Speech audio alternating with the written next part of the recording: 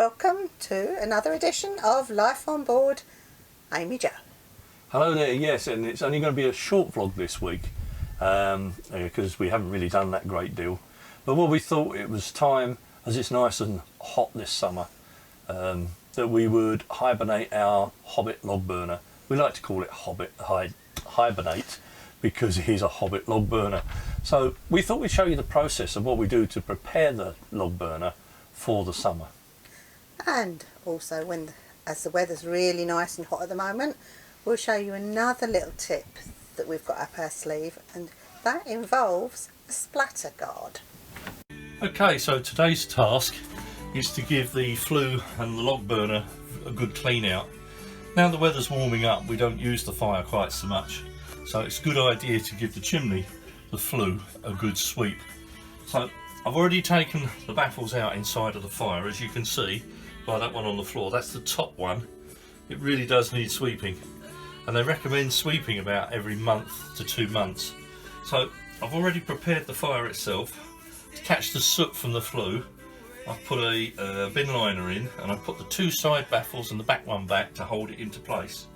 So what we'll do now is I'm going to shut the door, and everything else now takes place outside the boat. So that's the chimney off. We put it in a black sack so it doesn't get everywhere else all dirty. And there's Smudge today, just watching him. Oh. With the chimney off, the next thing is just to clean up round the top here with the hoover. It's going to be a bit noisy.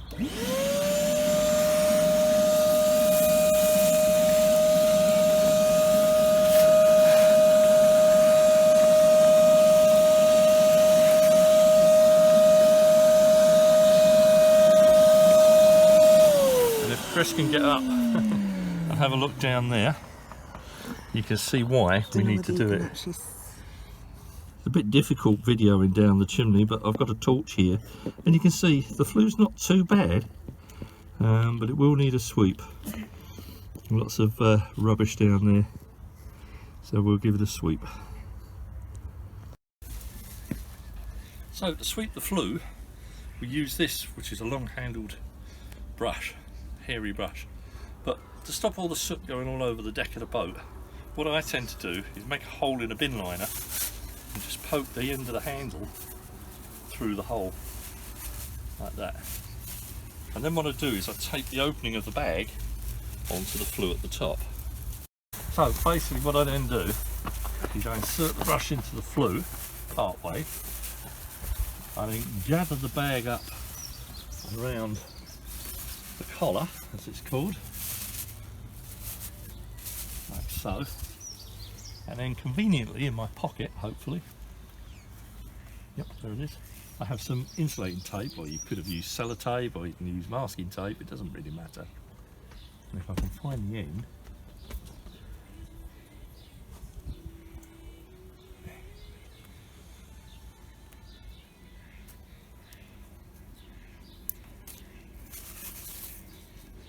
I just tape that nice and tight around the collar, like so.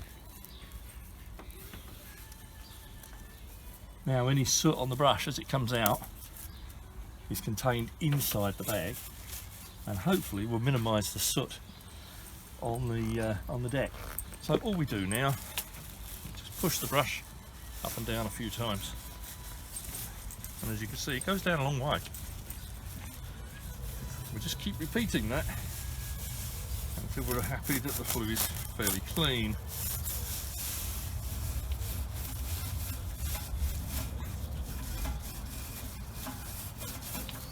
Oh, the fire's all been cleaned and the flue now swept. All that's left is the job I hate the most, and that's to give these horrible baffles a wire brush off to get the crud off them, and then we can put them all back in and job's done. So that's it, the baffles are back in, all nice and clean, all wire brushed up, so that's looking pretty good. So the only other thing left to do now is to put back the cold guard, and that goes in a certain way, it just literally slots down there. Job done for another year, until next winter hopefully, weather permitting, we won't have to use this again. And that's it. Job done. Flue swept. I'm off for a shower now. Done. Right, what Chris actually means is fly screen, but I'll allude to why she calls them splatter guards in a minute. So these are our portholes. We get a nice breeze with the porthole open like this, but we can actually remove the porthole completely, like that. Now that's all very well, but in the evening, of course, you get all the midges and everything else coming in. So what we do is we use our fly screens. We literally put a piece of foam in the bottom. Highly technical, the foam, I'll tell you.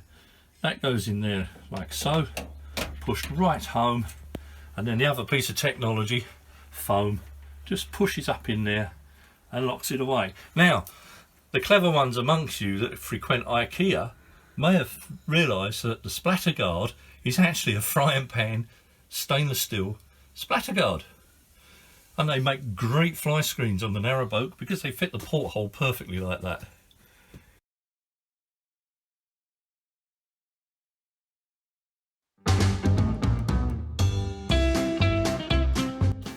Time once again for our regular non-boaters section. This week we'll have a brief look at the canals themselves.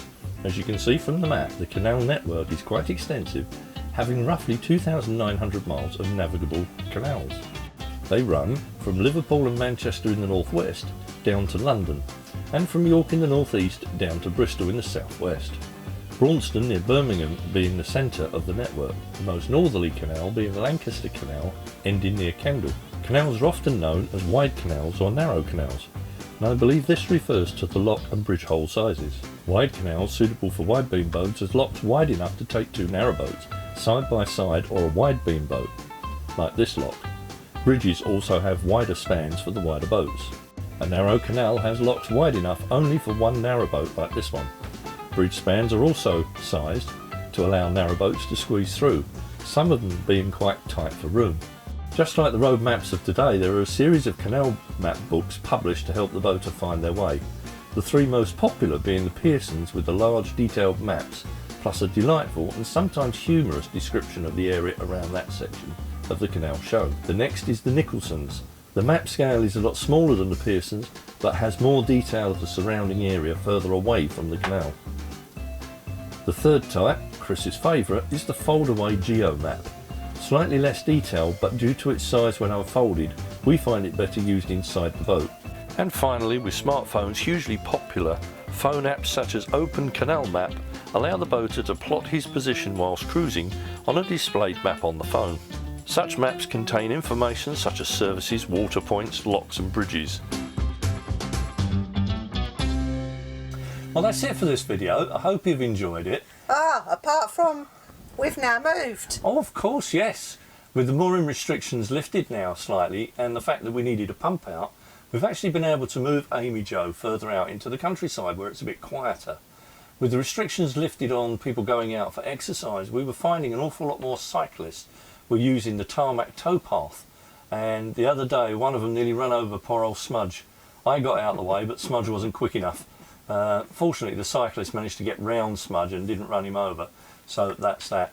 So we're going to leave you with a small we'll leave you with a small video of our cruise from Cheshire Cat to the Tattenhall Marina. So if you like the vlog, Give us a thumbs up. And if you want to, please subscribe to the vlog by doing the button somewhere along here. And once you press the subscribe button, of course, if you want notifications of all future vlogs, you've got to hit the bell. So, thank you very much for watching, everybody, and thanks to all our subscribers. We're really grateful for you. Keep those comments coming. We've had some smashing comments and it's been great replying to you all. So please do keep them coming. So for now, we'll say stay safe and we'll catch you on another edition of Life on Board Amy Jo. Bye. Bye.